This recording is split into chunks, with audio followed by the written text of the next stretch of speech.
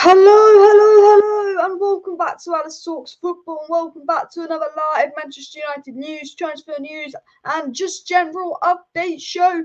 In today's video, there's stories coming out from very reliable journalists about Fred and Harry Maguire leaving in the summer, Ten Hag to let Fred go on a free and release him of his contract, but also Harry Maguire being sold in the summer. We will be getting into that later in the show. Ten Hag comes out and says Donny van de Beek's got to prove himself and speaks about Van der Beek. Story coming out that Sancho's been late for training and causing issues off the field. Not like causing issues in the sense of he's a troublemaker in the sense of he's causing issues in the squad.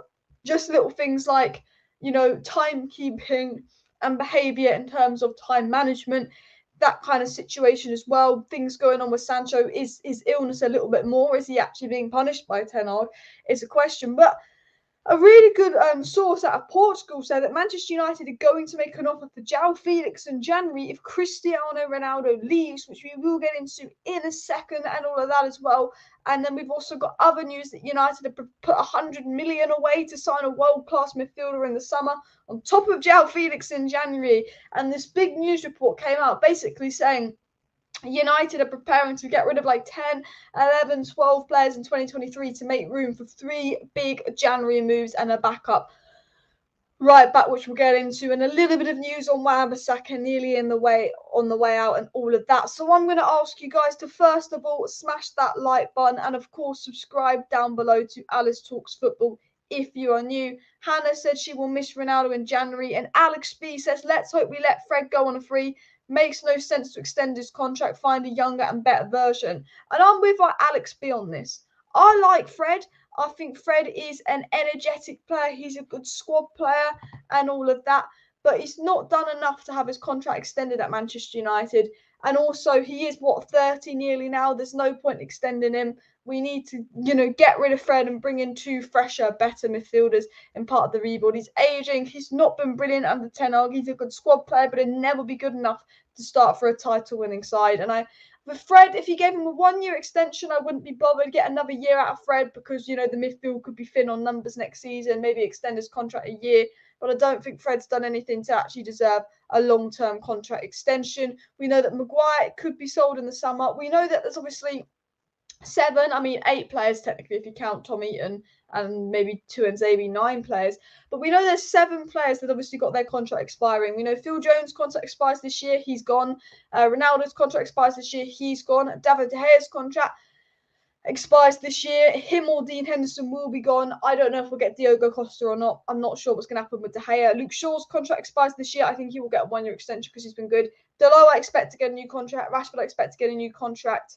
They are the contracts expiring, and of course Fred, who I think maybe a 1-year extension, but I can't see him getting a new contract. The Muppeteers were saying Fred's going to get a new 3-year deal, but I mean, there's the Muppeteers or Jamie Jackson, and I personally myself believe Jamie Jackson. But an interesting story is Maguire and Fred to leave United would be massive because they're 2 players that I think have got the fan base on strings in recent years. And look, I'm going to get to the Joao Felix story in just a second because that is the main news coming out, and we'll get into the Sancho news in a second. But what would you guys do with Fred? I think for me, if we don't bring in 2 midfielders in the summer, I extend his contract a year for depth, just depth and numbers.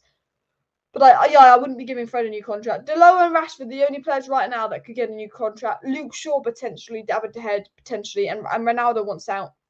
And reportedly, there's teams ready to make a move for Ronaldo in January.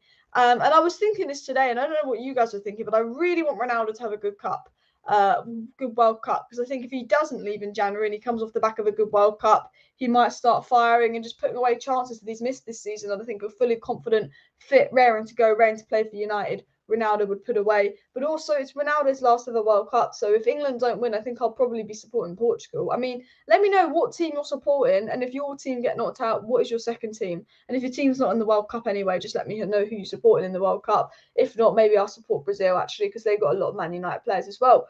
But, I think with Ronaldo, he wants to go in January. David Ornstein said if there's an offer for Ronaldo in January, United could let him go. And David Ornstein, now we know David Ornstein is very, very reliable journalist, said if Ronaldo goes in January, Man United could get a replacement in because of the room he frees on the wage bill. Means if Ronaldo goes in January, Man United will have the funds to get a replacement in. This was said by Tier 1 David Ornstein. And I want to get into a report actually that came out here, and I'm going to get it on the screen because this isn't clickbait or anything. Like, this is a genuine report about Joao Felix. And there was actually a report that Joao Felix wants to leave Atletico Madrid coming out as well. There's been a lot of reports that Joao Felix is actually unhappy at Atletico Madrid and would be open to joining Manchester United. But if this loads here, and this was ranked a full moon by Central Devils, which obviously a good source of reporting things, and they said, breaking, Manchester United are planning a January offer for Joao Felix. Cristiano Ronaldo's departure will pave way for Felix's arrival. So this is a very good source of information, ranked full moon here, as you can see, saying we're planning a January offer. A January offer for Joao Felix. Now, reportedly, we put in a summer offer for Joao Felix that was turned down. But with Joao Felix growing frustrated because of Diego Simone's playstyle, potentially Simone not getting the best out of Joao Felix, it seems that he would be open to join United. There's reports that Joao Felix would want to work under a manager like Ten Hag, which I think are quite understandable reports. And with Ronaldo's departure, which is likely to happen in January, some sources say, but other sources say it will happen in the summer, that could pave way for Joao Felix's arrival. Now, I don't believe Man United want to do deals in January, but I do believe if Ronaldo goes, we will sign an attacker in January, because I believe what David Ornstein says. That's what I believe. I don't know if it will be Joao Felix. I do think that Osimhen is more suited to Ten Hag ball, and I'm going to say this on Joao Felix, which could prove to be an unpopular opinion, and a few of you guys might disagree with me on this, but I wouldn't get Joao Felix. I think he's a little bit overrated. I think he's a little bit overpriced. I think he's a good player, and I think, because he's at Atletico Madrid, he's not the best of Joao Felix hasn't been seen. But you see the money we spend on Sancho, for me, if we're going to spend big money on a striker, I want a striker that scores 20 goals, because that's what we're lacking in goals. Joao Felix is someone that gets 10 goals and contributes a lot of assists, I guess, in play. I want a 20-goal striker. And Joao Felix doesn't get many goals. Now, obviously, he'd get a lot more goals if Atletico would play better football, but I'm not sure Joao Felix is the profile of striker we need. Now, if we signed Joao Felix, of course I would be happy. Imagine having Rashford and Garnacho as your left-wing options, Antony and Sancho as your right-wing options, and Martial and Felix as your striker options. And Felix could also drop into Bruno's role, play a false nine potentially, and take the pressure off Bruno Fernandes. So, of course, I'd be happy if we signed Joao Felix, especially if we sign him in January, because I don't know why, but if you sign a player in January, it just has that little bit of a better feeling for United, in the sense of, because I have such low expectations for January, if we sign anyone in January, it almost feels twice as good, until you remember the Glazers say, well, that comes out the summer budget, and then you're like, shit. But all in all, like, United planning a January offer for Joao Felix, Cristiano Ronaldo's departure will pave the way.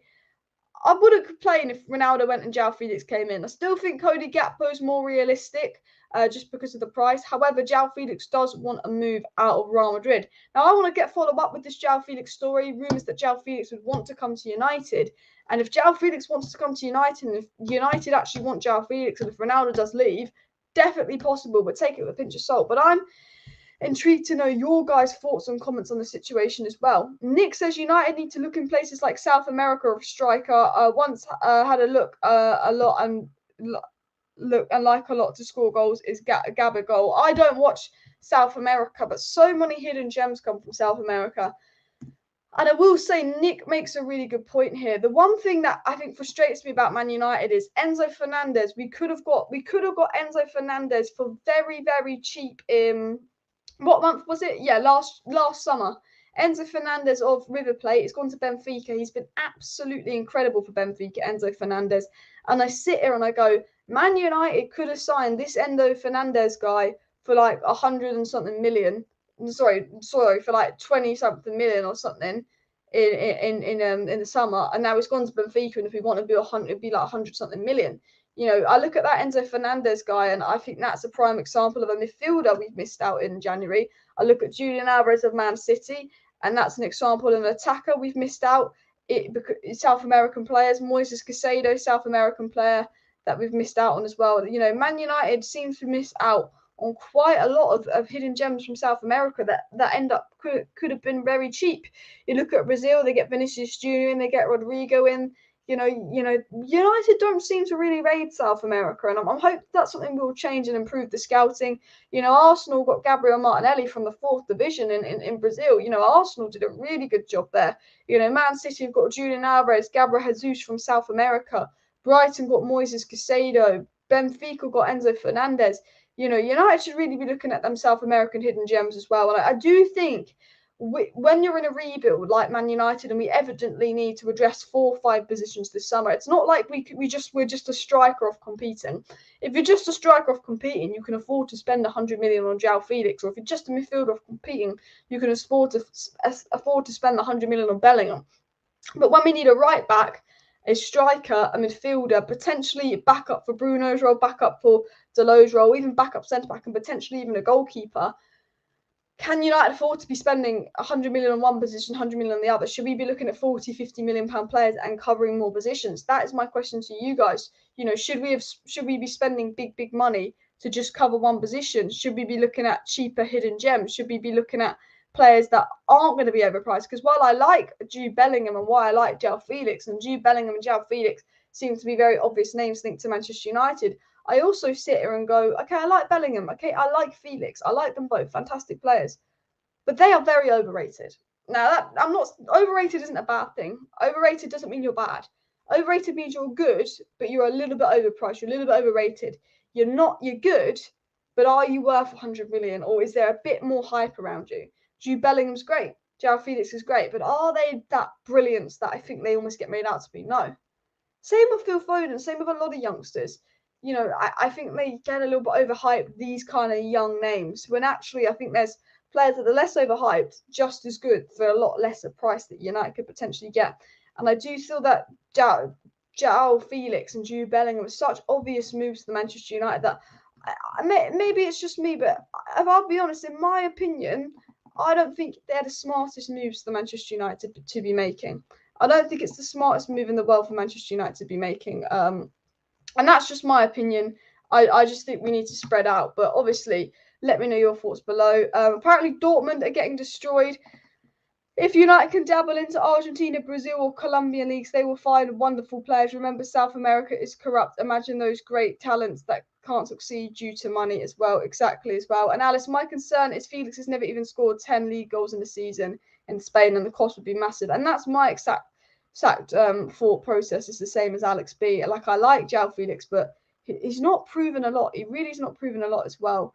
Keep smashing the like button, people, and of course subscribe down below to Alice Talks Football if you're new as well. Alex B says Lema on a cheap or free would be quite an upgrade from Fred looking buy and ban. Look, Fred goes on a free and we get Lema in on a free. I tell you what, that would be some good business from Man United, and I tell you this, United haven't done good business in a while. Tell me the last time you think, that was good business from United. Very rarely. Well, right now, to be fair, Lisandro Martinez is looking like good business and Eriksen's looking like good business. But at the time, you don't know if it's good business. Casemiro and Lisandro Martinez right now are looking like good business. But, when we signed him for 60 million or one for 50 million, everyone thought we'd overpaid. But I don't think there's been a deal where I'm like, that is good business before they've even played as well. I want to get into a couple more stories. There's a little bit more transfer news on Joao Felix and other stuff surrounding Manchester United that I want to dive into. There's also a story going about Maguire leading people, actually. If I get this up here, so there was a story about Fred going on a free, but there was a story here. Now, this is the first story. So Jamie Jackson, good journalist, gets information from United, said that Man United realised they may have to accept a considerable loss to sell Harry Maguire. Reports and news coming in that Manchester United might finally admit, maybe you know what, it's time to sell Harry Maguire. Now, I think, Harry Maguire's Man United days, I'll be honest, I think he's over at United. I think for his career, it's better if he moves on. For Man United, it's better without him. I don't mind Harry Maguire staying at United. I'm happy to have Harry Maguire as a third choice centre-back, because I think as a third choice centre-back, Maguire's quite a good third choice centre-back. But if you're Harry Maguire, you want to be playing football. You want to be playing football regularly. And if Harry Maguire's at Man United, he's generally not guaranteed regular football because he's not better than Martinez. He's not better than Varane. And some could even argue that he's not better than Victor Lindelof. So, the Harry Maguire situation is interesting, but Ten Hag seems to not be the biggest fan of Maguire. And we know this, Ten Hag's barely playing Fred. We've just been told today Fred could be going on a free. Ten Hag is always taking Fred off ahead of McTominay. McTominay plays over Fred, which did surprise me because I did think it would be the other way around. But, as soon as Lindelof's fit, it's Lindelof and Martinez, not Maguire and Martinez. Even though we're playing a game where I thought Maguire would be more suited to it than Lindelof. And that's something that we don't expect, because Maguire, under every single manager, has had this immense favouritism. They all love Maguire. But Ten Hag was like, no, Lindelof's going to play next to Martinez. No, Lindelof can play next to Martinez, and didn't play Maguire. And that says to me that right now, I think Harry Maguire is Ten Hag's fourth choice centre-back. And if Harry Maguire doesn't want to be Ten Hag's fourth choice centre-back, then he's got to play well. So I think we're in a situation right now where Maguire plays well and he stays, which is a good thing because he's playing well. Or Maguire plays poor and he potentially leaves Manchester United. I do think that situation, it could be a very interesting one. Now, what would you do with Harry Maguire? Would you sell him? Would you keep him? Would you keep him as a backup? I have no issue with him staying as long as he's not playing week in, week out, because I do think he's a decent backup. But I do think, in my opinion, probably times to cut loss with Maguire and let Maguire go as well. But yeah, I think Fred and Maguire going would be massive as well. I honestly think that's well. Most would probably get around 30 million for Maguire, unless he's absolutely quality in the World Cup, maybe get 60 million. I don't think we're getting anywhere near 60 million for Maguire, Nick. I admire the optimism. I think maybe if Maguire smashes it at the World Cup, maybe we could get 30 million for him, but I don't think we're going to get any more than 30 million for Harry Maguire, people. And I think if Harry Maguire did smash it at the World Cup, and if Harry Maguire did all of a sudden start playing brilliant football and looking brilliant for Manchester United, and all of a sudden the Harry Maguire that we've been waiting to see for a while comes out, then I'd sit there and I'd go, maybe we should keep him. And people will go, why would you want to keep Maguire? I'm not saying that we should keep Maguire. I'm just saying, if Maguire plays well, then there's, we don't have to sell him. But I think Maguire, I see him going for about 25 million. In all honesty, I don't think he's a bad centre-back, Maguire, but I don't think he's United quality. And I think it will be time for Maguire to go. Now, I want to get into some stories. I've got lots to talk about. We will talk about Garnacho because, my God, Garnacho is beautiful. But this was what else was said on the Maguire story. It was said that Erik Ten Hag admires Harry Maguire's professionalism, but views his sluggish pace as a problem and wants to sell him to add true competition to Rafael Varane and Lisandro Martinez to enhance the quality of defence. This is the story here. My thought process is, I wouldn't be surprised if Erik Ten Hag made a move for Jurriën Timber, because he can play right back and give the lower bit competition, and he can play centre back and give Varane and Martinez a bit competition and get some funds for Harry Maguire. I wouldn't be surprised if he made a move for Timber. I do think in the summer, priority is striker, followed by midfielder, followed by backup right back for Ten Hag. And I wouldn't be surprised if we look at goalkeepers and centre-backs in the summer again. And I think, we all kind of knew that Ten Hag didn't rate Maguire when he started playing Lindelof over Maguire. We know that Harry Maguire is Ten Hag's fourth choice centre-back. And I wouldn't be surprised if Ten Hag wants Maguire gone, because Maguire's nearly 30. Maguire's not been particularly good for Manchester United. But although Maguire's good on the ball, I will give Maguire that he is good on the ball. I just think the way that Ten Hag wants to play, the football that Ten Hag wants to play, involves a high line. It involves being expansive. Look at what Leon Bailey did to our defence. Maguire and Lindelof, my God, we conceded 2 silly goals because, they can't defend. They can't deal with pace. Look what Leon Bailey did to our defence, people. Look at it. I mean, all the games. And you just have to go, yeah, you know what? Maguire's pace, on this high line that Ten Hag wants to play, it doesn't work. Because the one thing I've noticed, and I don't know if you guys have noticed this as well, is as soon as Varane got injured and we put Maguire on next to Martinez instead of Varane next to Martinez, Delo and Shaw don't get further up the pitch. Eriksen drops deeper. Casemiro drops deeper, because the squad don't feel as comfortable to push forward when Maguire's on the pitch. When Varane's on the pitch, they know him and Martinez can deal with stuff at the back and they can push forward and they can attack more. When Maguire's on the pitch, they feel like they have to protect him a little bit more because he hasn't got that recovery pace. And I think we're more defensive than when Maguire plays. And I think Maguire's good on the ball, but as soon as Villa have a counter-attack, boom, they're in. Bish, bash, bosh, we're fucked. As soon as a player starts running at Maguire, bish, bash, bosh, we're fucked. He just doesn't seem to suit Ten Hag's style of play. He's not been good for a while. He's aging. And I do think it would probably be the right decision to get rid of Harry Maguire in the summer. I do believe that as well. Timber or Tomori for me, says Katie Young. Get young players in who will not mind coming in and fighting for first spot, knowing that the Prem has so many games and they will eventually play. I agree. That's why I'm really happy we signed Malacia to give Shaw competition, because I think now we've got a young player in Malacia coming in and challenging Luke Shaw for his spot and all of that. It gives Luke Shaw that kick up the arse that he needed, but you've also got a young, hungry player. And I've always said this about Man United, and let me know your thoughts on this in the comments. this is why I'm talking. I don't want United to go out and spend 100 million on big stars. I don't. We're in a rebuild. You go out and you spend 100 million on big stars. I believe when you're in that final phase of a rebuild, when you're 1 or 2 signings off being title challengers and you've already got top 4. For me, I think when United need 4 or 5 positions, I want to address these positions as young, hungry players that go into United to step up in their career. I want young, hungry players that, maybe play for a mid-table club in the Premier League, but they're the best player, like a Declan Rice. Not saying that I want Declan Rice, but I'm just using him as an example. A James Maddison, where they go to United and they want to prove themselves.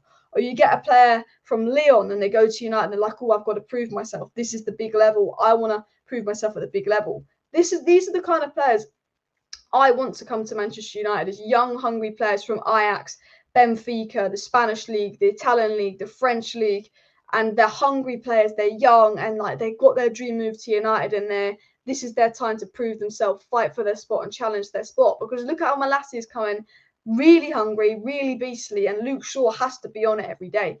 Tyrell Malacia, people, is the first to get to Manchester United training and the last to leave Manchester United training every day, apparently. He keeps Luke Shaw on his toes. So when Luke Shaw comes to Manchester United training, Luke Shaw's like, oh my God, I've got to be on it, because Tyrell Malacia is there to take my spot. And look how good Luke Shaw's been since he's been dropped. I think he's been absolutely fantastic. You get Delo that competition, you get Bruno that competition, you get the defenders that competition, you have people in attack, all the teams alert. And when you have young, hungry players, they know that they're not necessarily going to start for United right away, but they're ready to fight for that, and they're ready to give it all. And then they set a good example, and they get the best out of the players in their spot. And for me, when Man United have gone and spent 100 million on stars, it's not worked. Angel Di Maria comes in, big World Cup star. Obviously I like us to get stars. We've got Casemiro and he's been fantastic.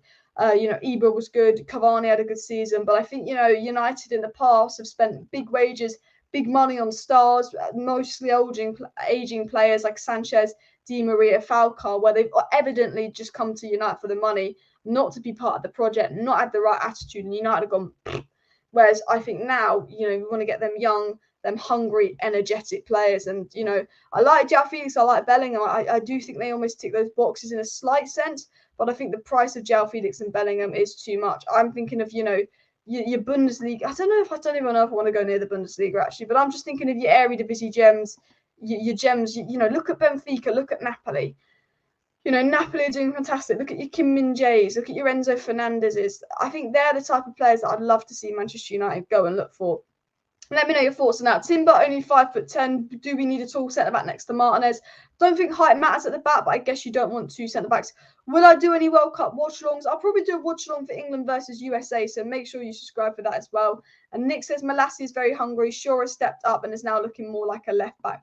Exactly as well. And Lighter M says last match, Fulham is going to be full of goals. They will be up for it, and we can't afford a slow start. You're absolutely right. Luckily, Mitrovic is out for Fulham, which I think gives Manchester United a bit of an advantage, because I do not want to be coming up against the beast Mitrovic as well. And Nick says best news today was Martinez going to the World Cup. Butcher, I thought he was too small to play centre back for everyone. As soon as Carragher said sit down as you've both been exposed. I tell you what, smash that like button if you think Souness is a twat, and smash that like button if you like how Carragher has been proven wrong by Alessandro motherfucking Martinez. But honestly, Garnacho was in the 28-man squad for Argentina, but he did get dropped. Garnacho was very close to getting called up for Argentina. And would you have called out Garnacho? Ten Hag actually said this, actually interesting. Ten Hag said, while Garnacho could be called up for Argentina, he hasn't now, but obviously when Ten Hag said this last night, Garnacho was in the last 29-man squad for Argentina provisionals. Ten Hag said that Garnacho doesn't need to go to the World Cup and focus on himself. But I think it would have been amazing if Garnacho did go to the World Cup. And we will talk about Garnacho and how I think he's probably the most exciting thing to come from the Man United Academy since, who we shall not name, dickhead.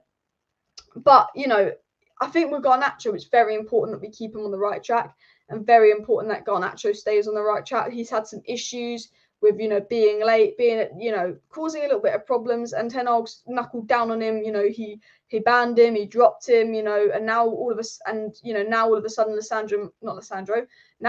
Garnacho is working extra hard in training, doing nutrition work and doing everything to prove Ten Hag. And we will get into that story, but Ten Hag's been very strict on Garnacho, and Ten Hag's very wary of what it's like to be a young player at United. You get overhyped, and Ten Hag is actually like very much a father figure to Garnacho. I don't think he wants him to go down the path of Greenwood or other young players that get hyped up, where maybe they get too big for their boots. The money and the fame gets them a bit, and then they get distracted, and they get more into their fashion and their social media rather than the football they're playing.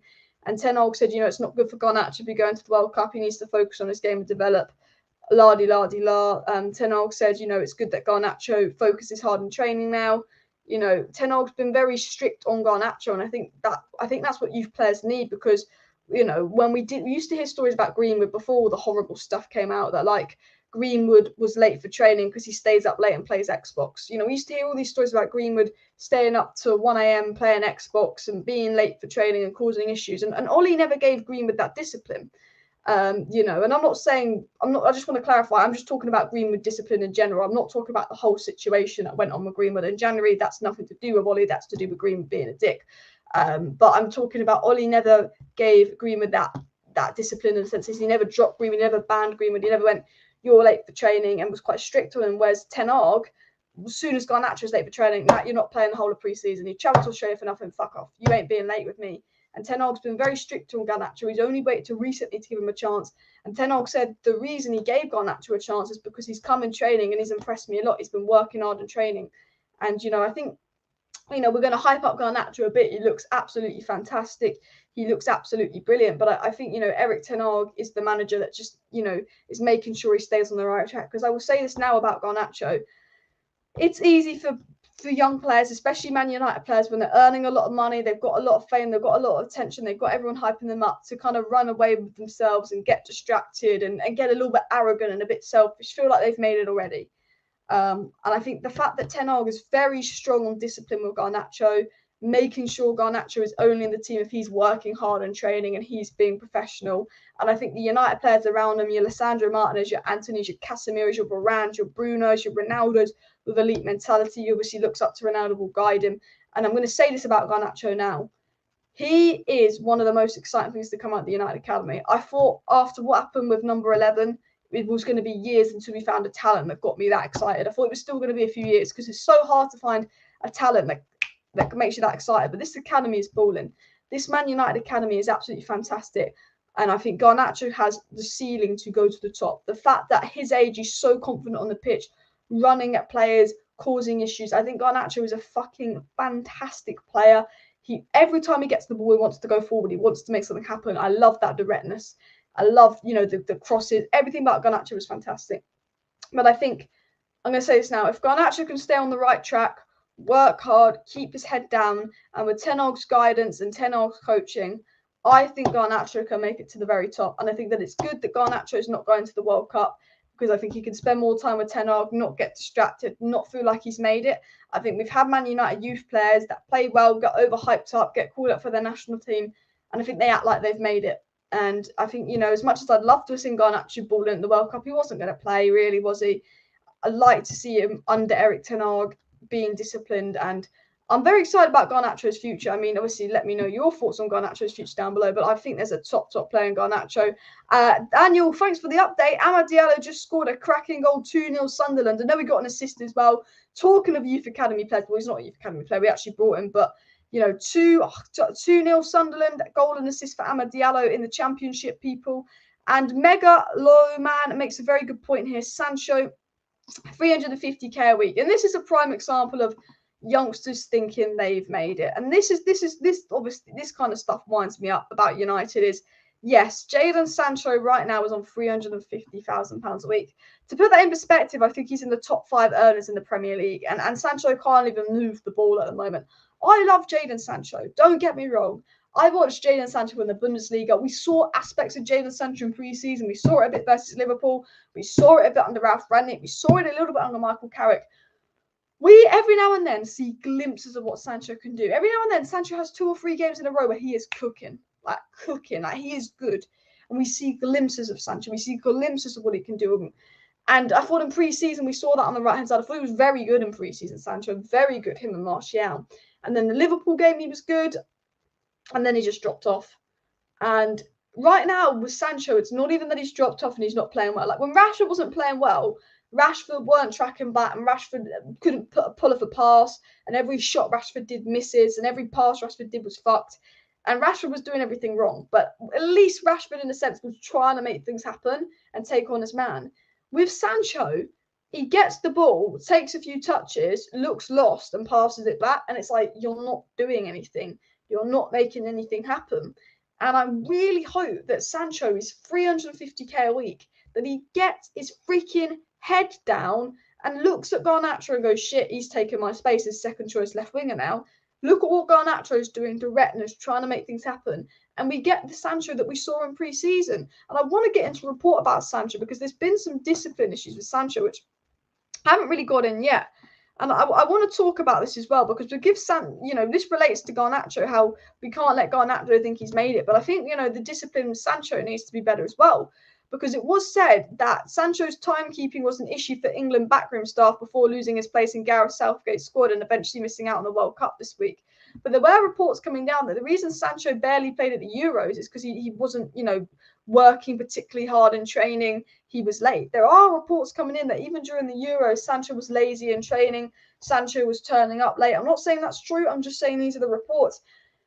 And then we hear, Sancho doing this and this. And, I don't think Sancho's a bad player. I don't think Sancho's unprofessional. But sometimes I think when you're given a 21-year-old, well, at the time, 21, now 22, Jadon Sancho, when you're giving Jadon Sancho £350,000 a week, at that age, when you actually don't know that much about life in general, and he's not matured, obviously, it can create an arrogance. It can create a problem of, well, I'm on 350k a week. I'm making money. I'm living my life. I'm a footballer. I'm at United. I'm making 350k a week. But you're not playing well. And again, Sancho's like, oh, got my style, scary hours, got my lifestyle. You need to get working on the pitch. And I think giving Sancho a contract of that much money, again, probably makes him feel like he's made it. You were good in the Bundesliga. You went to United because you were banging potential, like Erling Haaland's gone to City because he was banging potential and he was fantastic in the Bundesliga. And you come to United and you've had glimpses, but you've not been great. And then we hear stories that you're late, and then we hear stories that you're staying out late and you're doing this and you're doing that. I think, £350,000 a week we're paying Sancho. Or something crazy, isn't it? And I just think it's way too much. And this is the thing, Garnacho, we need to give him a new contract, but I hope it's nothing crazy. This is something that I think Ten Hag is going to work on, and it's not Ten Hag's fault. It's the board, it's Woodward, it's the people making decisions before Ten Hag. But that wage structure United is ridiculous, like ridiculous. A 21-year-old Sancho, when we sign him, comes in and for £350,000 a week. I think only Ronaldo and De Gea are more than Sancho. Like, he's not done anything to deserve those kind of wages. Like, that is, I look at it and I just think, geez, as well. And Paul says, all I want to hear is Manchester United has been sold. When it's going to happen, please, because I'm tired of these Glazers. You know what? The best news in the world would be hearing that Man United have been sold as well. Alex said, Lissandra, good experience and mixing in at the World Cup. Likely won't be overplayed since Romero and Otamendi are the preferred pair. Don't know why, because Lissandra is the best, but it is what it is. But you know what? I was thinking this now. I really hope that, not too many Man United players have played at the World Cup. I think it was Remedy that tweeted something, if I can find it, about Man United players at the World Cup. There was this was it, or wasn't it? He retweeted it, yeah. So I don't know if you can see this. I'm going to make this bit bigger. What I'll explain to you what it is actually first. So green means that the players are staying at home. Red means that the players are called out and they'll probably make the knockout, so they're going to play a lot of games. Orange means these players are called out, but they're less likely to make the lockouts. And yellow means they'll play a few minutes. And if you look at the graphs here, red means they're probably going to be in the knockout, so they're probably going to be out until, end of December. And then the red box, you've got Diego Dalot, you've got Rafa Varane, you've got Lissandro Martinez, Maguire, Shaw, Malacia, Casemiro, Fred, Eriksen, Bruno, and Ronaldo. There's a lot of Manchester United players missing. Only 9 Man United players are staying at home compared to 15 Newcastle players, 12 Arsenal players, 15 Liverpool players, and 13 Tottenham players. And we're in a race with Newcastle, Liverpool and Tottenham for top four, and they've got a lot more of their key players staying at home. You know, a lot of our key players are actually playing. You know, Man United, after City, have the second most players that are predicted to be playing in the knockout stages of the World Cup. So actually going into properly December. You know, Man City have got 13 players they believe will be in the knockouts. Man United have got 11. And, you know, we don't have the best squad depth as it is. And if you look at this graph here, you can see that United, and I don't know if it's come out the right size for you or not, but we're going to have a lot of players that are expected, you never know with the World Cup, but to be playing right until the end of the World Cup. And in a race for top four, that means that some of our players are going to get zero rest as well. Because right now, you know, we play Burnley December 20th. We play Burnley December 20th, guys. Now, if I'm going to show you something here, our Burnley lineup as things stand will be David De Gea in goal, Wan-Bissaka right back, Lindelof centre back, probably Tuanzebe or Jones as the other centre back with Brandon Williams left back if he recovers in time, with McTominay, probably Iqbal and Van der Beek as a midfield three, with probably Sancho, Martial and probably Garnacho as the attacking three for the Burnley game. Now, obviously, you know, we might see, you know, Portugal have a surprise knockout and Bruno's back, or Brazil do shit and Casemiro's back, or Argentina do shit and Martinez is back. But, you know, United, you know, we don't have very good squad depth. We've probably got almost the worst squad depth or second worst squad depth of all the teams competing for that fourth spot. And we have the most players that are expected to be playing in the knockout stages of the World Cup, bar Man City. But at least Man City have the depth to cope with it. You know, Arsenal have only got, you know, 1, 2, 3, 4 players in red on this graph. They expect to be playing in the knockout stages, and one of them is a goalkeeper. So other than Partey, who I don't think Garner will make the knockout stages, other than Saka and Jesus, majority of Arsenal players are going to be getting a rest over the World Cup. So they're in a good position. Majority of Newcastle players, other than Trippier, are going to be getting a rest over the World Cup as well. You know, but Man United, Deleu's not getting a rest at this rate. Varane's not getting a rest. Martinez might get a rest. Maguire and Shaw won't get a rest. Malacia probably might get a rest. Casemiro and Fred won't get a rest. Bruno won't get a rest. Eriksen definitely won't get a rest. And Ronaldo definitely won't get a rest. You know, this is, again, going back to my point, why United desperately need to invest in January. I've been saying for a while, Man United are crying out and screaming out for January investment, people, because, you know, we're in a position to get top four. I believe in Ten Hag, but if we want to get top four, I think January investment will be important. Hannibal's coming off and on comes Chong. Good to see the United Academy players all playing tonight in the Championship as well. And sorry to correct you, but it's not Diego, it's Diogo. I know it's Diogo, but I keep saying Diego, I think out of habit as well. And Gehan says United will be sold for sure. The Glazers can't afford to run the club anymore. No one will invest. The only thing to sell, it's coming. I agree. I do think a sale of Manchester United will be coming, guys. I don't know when, but I feel like it's coming. And we will talk a little bit more like Joao Felix in a second as well. But Erik, but that was the wrong one. I found a comment. I'm trying to find it as well. Sancho was on a lot of money at Dortmund from his last contract with them. Was always going to take a huge wage when he left. Good point as well. I mean, you have to look at Sancho's wages. It's ridiculous. I will say this in support of Sancho. Ryanair tweeting out jokes about Sancho not getting called up. Like, he's a human being at the end of the day. I'm all for a little bit of banter from Ryanair and companies and all of that. But when a young 22-year-old lad who's obviously got some issues going on off the pitch because he don't look right at the moment is then being mocked for not getting called up for England, I think that's mean. I think that's mean, you know. I think that's really mean for a company. It's all right, fans can do that. But for a big company like Ryanair to mock Sancho for not getting called up, I just think it's a little bit mean. I really do. I just think, you know, does Sancho really need that shit as well? But if we go back to United, plug here and go for the thing. Ahmad goal and assist. Can't show that because I want to show the goal and assist, but I'm going to get copyrighted as well. I'm going to fucking stupid copyright.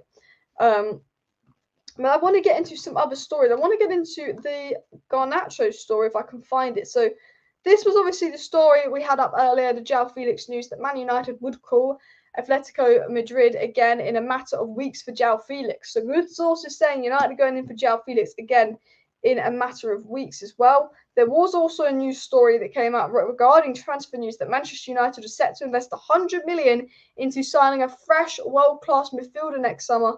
On the list, the Jude Bellingham, Bruno Guimaraes, Declan Rice and Frankie de Jong. And I tell you what, I like all those names, but I think with Casemiro, Declan Rice is the one I'd like the least. Let me know in the chat. Bellingham, Guimaraes, Rice or de Jong. Who are you taking? Gameres is tasty, but De Jong for me. He's still De Jong for me. Bellingham's tasty, still De Jong for me. But let me know. Bellingham, Gameres, Rice, or De Jong. Or you could just say none of them and someone else if you wanted as well. But we'll go back to a slightly bigger screen of my face as well. Big up everybody in the chat. I just want to say, please do go ahead and subscribe down to below to Alice Talks Football if you're new.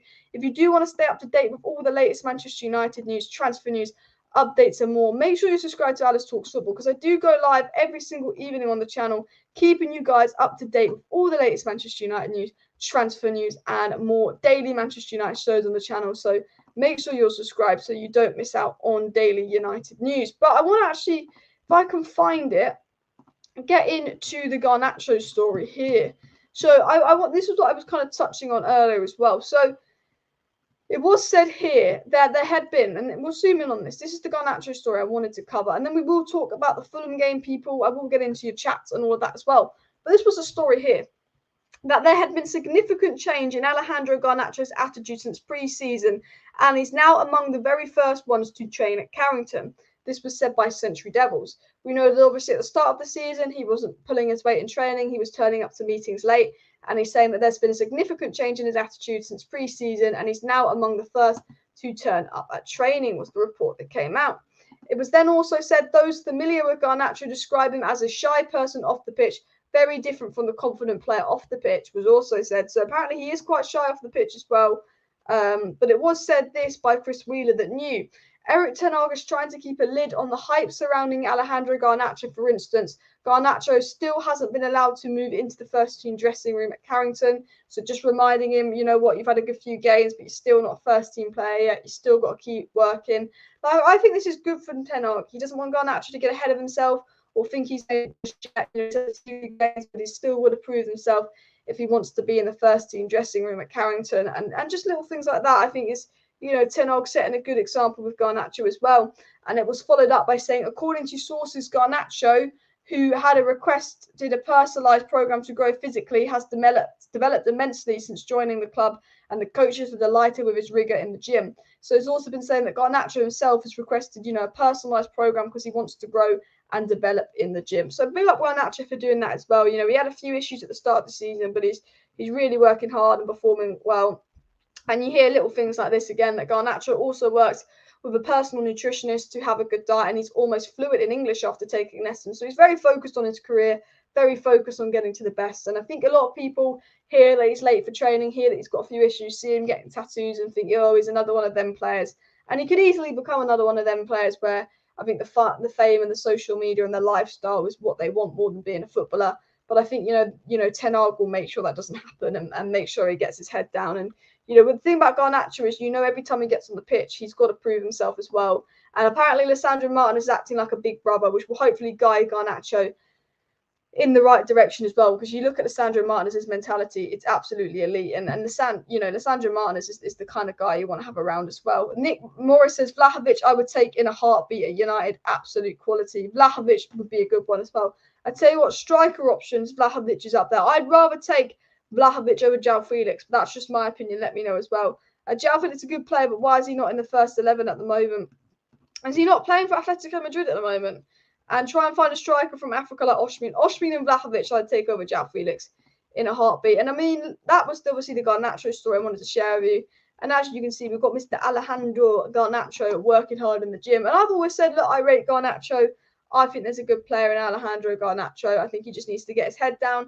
I think he needs to work hard. And, you know, I don't have any worries about Garnacho under Ten Hag. I think Ten Hag's a manager where I feel so confident, Erik Ten Hag, that he will get the best out of Manchester United players and make them work hard. That, like, overall myself, I just think, you know what, these players won't be able to get away with shit, you know, under Ten Hag. I think Ten Hag's going to be the guy to, like, discipline them, make them keep their heads down and all of that. But I want to get into some other stories. I want to get into some news ahead of the Fulham game.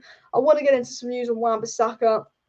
I want to get into what Ten Hag said on Donny van de Beek. Ten Hag did go in on Donny van de Beek, sort of spoke about how Donny van de Beek, you know, he's not getting another loan. He said about Donny van de Beek, he's either got to prove himself or he's got to go. That's what Ten Hag said on Donny van de Beek. He's got to work hard, he's got to prove himself, or he's got to go. And I think that's fair from Ten Hag. He also spoke about Wan-Bissaka and said that he struggled because of injuries, because of illnesses. but also Diego Dalot playing well. And Ten Hag's never going to come out and say Donny needs to go. And Ten Hag's never going to come out and say Wan-Bissaka needs to go. But I think with the way Ten Hag talks about Donny and Wan-Bissaka right now, I don't think he's too bothered about selling him. But one thing I do want to say is, and one thing that kind of annoys me a little bit, is I think people have been a bit too harsh on Donny van de Beek. Saying, you hear these stories like Donny's rubbish, we should have sold him years ago. Donny never got a chance in his first 2 seasons at United, never got a chance. He's getting his chance now when he's not taking it, but he never got a chance in his first 2 years. So to say he's always been rubbish and always been crap with Donny is unfair, because we know he never got a chance.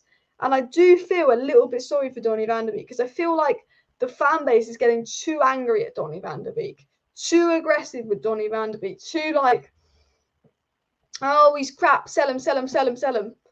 Like, he reads that, he's low on confidence, he's not playing great, he's not getting involved in the game, but let's give him a couple more games to see if he can turn it around, see what he's like when he's matched up, let's see what he does in a deeper role, because we've seen Donny have some good games for United, but he looks like a shell of himself. So let's actually see what Donny can do. Ten Hag's a good manager, Donny's got a good attitude. People do this with Maguire where they just attack. And people are just attacking Donny. And it's like, yeah, he's not been great. He's had 3 starts and he's not been great. But it's 3 freaking starts, he's not been great. Why are we acting like he's been playing 3 years every week and been crap? He's not had a chance. He now has just had a chance. He's not taken it. And maybe he needs to be sold, and maybe he's not right for United. But I do think, that the tweets about Donny van de Beek are just mean. I have a bit of a soft spot for Donny van de Beek, and I do think some of the things said about him is just mean. And Nick says Donny is working hard in games, but unfortunately doesn't seem to fit in at 10, and does seem to be more suited further back as one pushing forward like he can do next to Casemiro with Eriksen at 10. I agree. I would have liked to see Donny van de Beek in a much deeper role for United, and I do think, and Ten Hag did say this, Donny does get him good positions off the goal, but United don't have the overall intelligence to find him as well. And I think fans are impatient with Donny and Sancho. Look, the one thing that annoys me about the fan base is a player will have 2-3 games and people make their mind up their shit. This is the thing. Marcus Rashford could score the next 20 games in a row. Marcus Rashford all of a sudden could get Haaland numbers. And let's say, we end the season and Marcus Rashford has 50 goals and 30 assists and, goes on to win the fucking Ballon d'Or. Let's say that. In 2022, Rashford has 50 goals, 20 assists. Sorry, 2023, Rashford has 50 goals, 20 assists and wins the fucking Ballon d'Or. And then in 2024, Rashford has 4 shit games. People say, oh, he's rubbish. Like, this is the Man United fan base where, like, we seem to just judge a player after every single game. People have good games, people have bad games. If people have 3 bad games in a row, all of a sudden they're shit, they need to be sold. I generally feel we could have a player that could score 50 goals, win the Ballon d'Or, and then they play 4 or 5 bad games in a row and have a bad month or 2. They're rubbish, they need to be sold. We know there's a good player in Sancho, and we know there's a good player in Donny van de Beek. And I think, we need to not be angry about it. I think we need to go, okay, there's something there, there's confident issues. Let's give them a bit of time. We're not even halfway through the season. You judge players at the end of the season, at the end of the day. With Fred, they were playing every week and they were shit, and it was annoying because it was every week for 2 years. With Maguire, he was playing every week for a solid year and was shit. But if someone's just had 3-4 bad games in a row and they've not been at it, it's okay, it's concerning. It's not good, but maybe as a fan base, we need to stop going, okay, they're shit, they're over. I do think we're a little bit aggressive as a fan base, and that's just my opinion. I almost think we need to be a little bit nicer as well. Again, Luke Shaw needs to go. I think he's been good lately, but I do understand why people are frustrated with Luke Shaw, because Luke Shaw's had 8 seasons at United and he's only been good for 2.5 of them as well. Nick says De Gea, Dalot, Lindelof, Martinez, Shaw, Casemiro, Donny, Rashford, Eriksen, Bruno, Martial. Try that against Fulham for the last game. Would you try Donny in a deeper role? I don't think Donny deserves to play because he was poor, but I'd like to see him in a deeper role. And when Donny played deep, his mistake got us knocked out of the FA Cup last season versus West Ham. True, but amount of mistakes Maguire and Fred and Lindelof have made as well. And hi, Alice, long time. Who are your World Cup favourites? I think I think Argentina or Brazil will win it. Can't pick between Argentina and Brazil. Argentina are 35 games unbeaten. Part of me goes Messi's last World Cup. Everyone predicting Argentina to win it. There's a small part of me that thinks it could go Argentina, but I do think Brazil are just as good as well. I think whoever wins the semi-final between Argentina and Brazil, assuming they both get to the semi-final, for me, they win it as well. Nick says Donny is working hard in games. Oh yeah, I read out that comment, didn't I? And I wish Ten Hag would give Zidane a chance. For some reason, I thought you were talking about the other Zidane for a second. And I'm with you again. The one thing is, I was thinking this the other day, and I watched a video on this today actually, is that Zidane Iqbal looked very, very good in pre-season. Zidane Iqbal looked very, very on it in pre-season. Was one of the most impressive players in pre-season, and we've barely seen him. And I get that coming on as a midfielder, and the Europa League, we didn't win the first game, so it was added pressure and all of that. I get that it's difficult, and I'm not saying that Zidane, Iqbal's job is easy or the midfield job at United is easy. But I think with Zidane Iqbal, it was just like I'm surprised we haven't seen him more than we have, if that makes sense. I really thought we'd see a bit more Zidane Iqbal, considering how impressive he was in pre-season. Like I think there's a really good, talented player in Zidane Iqbal, and I'd like to see a lot more of him. I don't know what your guys' thought process is on that. I don't think we're going to see much of him this season, and he might need a loan. However, he's a very similar play style to Frankie de Jong, and maybe if Fred keeps playing shit and Donny keeps playing shit and there's injuries, we see him. Maybe we'll see him, against Burnley, Zidane Iqbal, because of players at the World Cup. But I'd really like to see Zidane Iqbal given a chance because, again, I've always said I think there's a top player in Zidane Iqbal as well. And you're being naive. Players need to get stick. Yeah, players need to get stick. Tough love. Players need to know when they've been bad. But I think these Man United players know when they've been crap. I don't think it helps when fans just go on and on and on about them. I think Donny will know he's been poor, and Donny will know that. And then he'll read 1,000 fans telling me shit and he needs to go. And I just don't think it improves the situation as well. And Iqbal needs chances, but every match is a must win. It's high pressure. Yeah. And, a lot of people be like, oh, play Iqbal over McTominay or Fred. And sometimes I watch games and I think, Jesus Christ, I don't think Iqbal could have done any worse job than Fred today. But if you've got a high-pressure game, to drop a 19-year-old in there that's never started a first-team game for Man United like a professional one, it's like, oh, actually, that's probably not a smart idea. Because if he has a bad game or gets caught out, that's all the stick on him in a must-win game. And I think, with Iqbal, he needs to be nurtured a little bit, especially being a midfielder. I think it's harder than any other position to break through. But I would like to see Iqbal given a chance as well. And Iqbal's been in squads. He's also been playing a lot for under-21s as well. I think they want him playing around the first team to learn a lot more. Yeah, I think Iqbal will also get his chance at the end of the day soon. We will get into the Fulham bit of this video. We will do a little bit of a match preview for Manchester United Fulham as well. So do get into that. I think there's a bit of news for the Fulham game as well. Actually, should we get into the Fulham game? Let me get into what I'll do is I'm going to share my screen with you here. So if we go SofaScore Manchester United here, let me just get my screen up for you people. I didn't mean to close the screen. I meant to change the tabs. So we're on SofaScore here for Manchester United. And let's see what their predicted lineup is for United Fulham. We know Mitrovic is actually going to be out of this one, apparently. So obviously this won't be the exact lineup.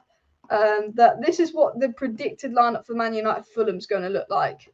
I'm assuming Sancho is going to be back from illness because who's ill for 4 fucking weeks? But you don't know. This is their prediction that it's going to be Malacia right back instead of Wan-Bissaka. They've gone with David De Gea in goal. They've gone with Luke Shaw left back. They've gone with Sandro Martinez and Lindelof as the centre backs. Casemiro and Eriksen and Bruno midfield 3. Martial up top, Rashford on the left, and Sancho on the right. And I think we'll see something like this as well. Actually, I think the fact that Martial came off early and Ronaldo wasn't in the squad at all. For me, I do think that will probably be, I'd say that's similar to my prediction. We don't know with Antony and we don't know with Ronaldo, but Sancho's reportedly back. Maybe we'll see Garnacho start because of how good he was. We could see Rashford go on the right again and Garnacho start just because of literally how good he was in that cameo.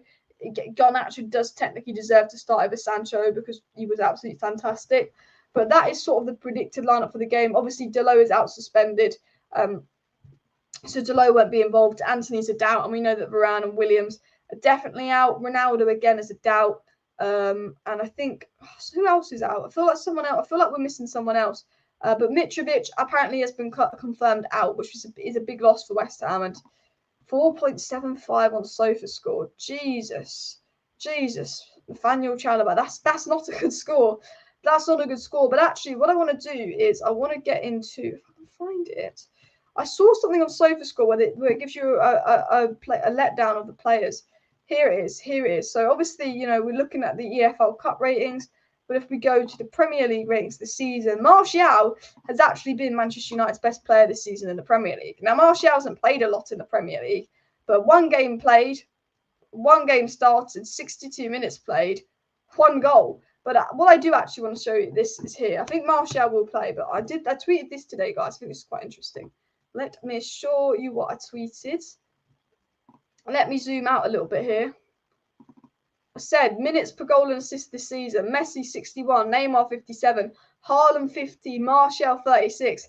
But no one, I know he's barely played, so it's obviously not the most accurate, but no one has a better goals and assist record in Europe this season than my boy, Tony Martial. So smash that like button for the boy, Anthony Martial. Because right now, he's absolutely balling up, people. And I think, you know what, I say this, I like Ronaldo, but I think right now with Ten Hag ball, the way Ten Hag wants to play, and Martial is the guy that Man United want in the squad. Martial is the guy, people. That's just my opinion. Let me know yours down below. Martial or Ronaldo, but that's my opinion as well. And Martial scored. He scored or assisted in literally every game he's played as well. And Martial needs a new challenge at a different club. Well, Martial just needs to stay fit. That's what Martial means. And Nick said he wouldn't mind seeing a front four of Rashford, Bruno, Martial, and Ronaldo, with Martial and Ronaldo rotating on the left just to piss off the defenders. Potentially, but I don't know if Ronaldo can do it on the left as well. And Daniel said he thinks United win 4-1. Fulham's a tough game. Fulham have been good this season. Tough game. However, they've got quite a few players injured. However, playing them if we will be tired. I think we'll get the win over Fulham. I think we will. I think the Villa win will kick us on. I think we'll get the win over Fulham. It's the last game before the World Cup. I think it will give us a kick to end on a high. But I think Fulham will make it difficult. I feel like it's got 1-1 written all over it. But I'm going to say 2-1, and United are going to get the win versus Fulham. But Fulham, I think, where are they in the league? They're doing quite well in the league, Fulham, aren't they? They're a team that will give us a challenge. They're a team that are like, now we're going to give United a tough game. They're not going to make it easy for us, Fulham, which is annoying, actually. Let me get it up. So, Premier League table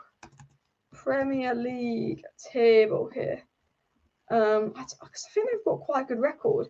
Look, they're in 9th place. They're not a bad team. They're on the same amount of points as Liverpool, who are a shit team. But Fulham, Liverpool, same amount of points. Fulham win, they go 1 point behind us. They're a good side for them as well. They conceded 24 goals, scored 23. They scored more goals than United this season, Fulham. Same goal difference as us. So realistically, they haven't been much worse than us, and we've been playing well. Fulham, difficult side. I can't wait till after the World Cup when we've got Nottingham Forest, Wolves, Bournemouth, all the lower league teams after the World Cup. But I don't know why, but we've had the hardest start. We've played before the World Cup. We would have played 1st, 2nd, 3rd, 4th, 6th, 7th, 8th, 9th. And we would have played 10th, actually, but we didn't because that was called off, and 11th. United have got a very hard thing, but, let me zoom in on this because I like zooming in on the Premier League. Oh, where's Liverpool? Whoops. Definitely don't zoom in on the Premier League table so we don't see Liverpool. But a win takes us to 26 points. Bear in mind, Tottenham have a game in hand over us. We'd be in joint 4th if we win. We'd be in 5th because of goal difference. But on points, United will be joint 4th if they win because they've got a game in hand over the 2 teams above us. And we're already above Chelsea, above Chelsea after the start we had to the season as well, which I think is surprising. And Daniel says if Martial stays fit, I think he can find his form again. Me too, Daniel. I think there's a great player in Martial. And I pray he stays fit because I just love Martial as well. And we need all the fringe at United to leave. Who knows where they are? Just loans, just leave. We need a lot of players to leave as well. And we need 2 9-side. Ronaldo's leaving. Martial can't stay fit. We also need one to fill the Chicharito, Luis Zahara. I think you make a good point. We definitely need a big number 9, and then Martial, and potentially even a 3rd number 9. Because Rashford can play number 9, he could always be that 3rd number 9 with Gakpo playing well, with Sancho, Anthony. Not Gakpo, Garnacho playing well. Maybe if you get a Gakpo. But we need a big striker to play that's reliable. But with Martial's injury record, you could argue that we need 2 attackers. Because I don't really like Rashford, the striker, but he can play there. But United definitely need things to be added as well. Someone said Martial hasn't performed since LVG. That's completely incorrect. I disagree. Martial got the most non-penalty goals in the Premier League in that season under Ollie, where he got 17 goals and was Man United Player of the Season. He had a very good season under Ollie, and I think there's a very good player in Martial. I think he's inconsistent. I think he's a confidence player. I think he's got a little bit of an ego complex because when he's not starting and things aren't going well, he struggles to bounce back from it. He needs to be made feel loved by the manager. I think he's a confidence player, but I do rate Martial. But look, people, I'm going to wrap up today's live stream. Been a bit of a quieter live stream today, but there will be a video out at 12:30 tomorrow. So make sure you smash that like button. Of course, subscribe down below to Alice Talks Football if you're new.